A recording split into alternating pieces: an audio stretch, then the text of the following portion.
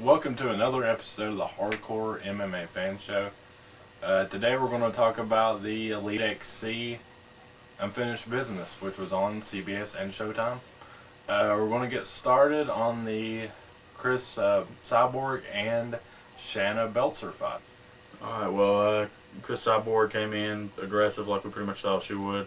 And Shanna Belzer threw some submissions like we pretty much thought she would. And ended up getting beat down, pretty much. I had Belzer winning on this one. I thought she would submit her.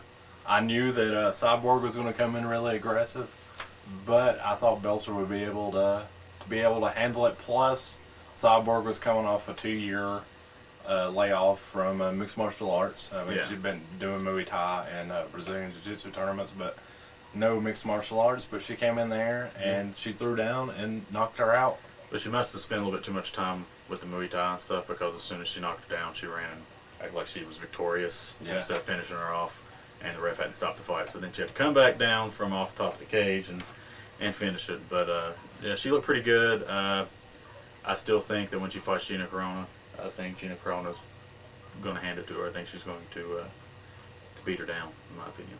Yeah, I don't think she'll be able to clinch like she was doing. She was landing some knees and stuff with Belzer that I don't think that she'll land with Carano. I think Carano will take her standing up. I hope they fight, and I hope it's a really good one, which it probably will be. All right, next fight is a heavyweight title for the vacant heavyweight for the EliteXC. It's Antonio Bigfoot Silva versus Justin Ehlers. Yeah, this was somewhat of a mismatch in my opinion.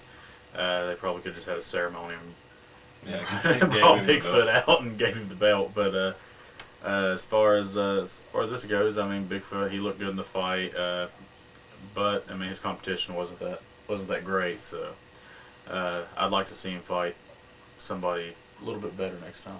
Ehlers was coming off a 11 win streak, but still his level of skill was nothing compared to Bigfoot. It's also outweighed by probably when they got in the cage, probably by around 50 pounds. Yeah, 40 to 50. Bigfoot just beat him into submission. I mean, I hope Bigfoot gets to fight some really good guys. Maybe Ben Grimm would be really cool. But Roger Grimm, my bad. Ben Grimm, the thing. Yeah, Roger Grimm.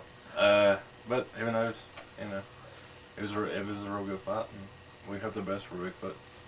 The next fight would be Shields and Thompson. Yeah, Shields and Thompson.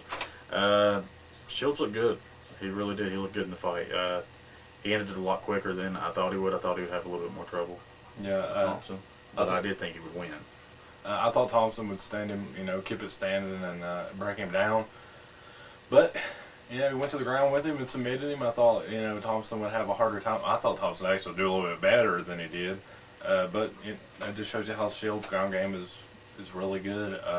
We were watching the fight and the TV froze on us, or the screen froze. Something happened. Yeah. And we missed exactly what happened the first time we saw on the replay. Yeah. On the replay, but it froze on us, and man, we were like going off on the TV. Yeah. We were ticked off. But it was a quick fight. I wish it would have went a little bit longer. Yeah. But he won. Shields, and then he said that he wanted to fight the winner of the GSP Fitch.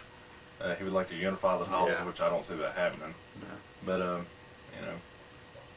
that would be really cool to watch him fight. But I don't, unless he wants to go to UFC, I really don't think Dana White's going to be unifying any titles with EliteXC anytime soon. All right, the next fight is Nick Diaz versus Thomas Denny.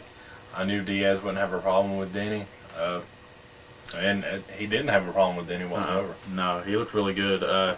His stand-up looked really good. He actually slipped a few more punches this time than he usually does. He didn't take as many as he usually does.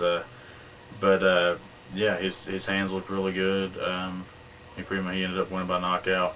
The thing about Diaz is if you don't take you standing up, he's going to take you on the ground. But here lately, he's been showing his stand-up a lot.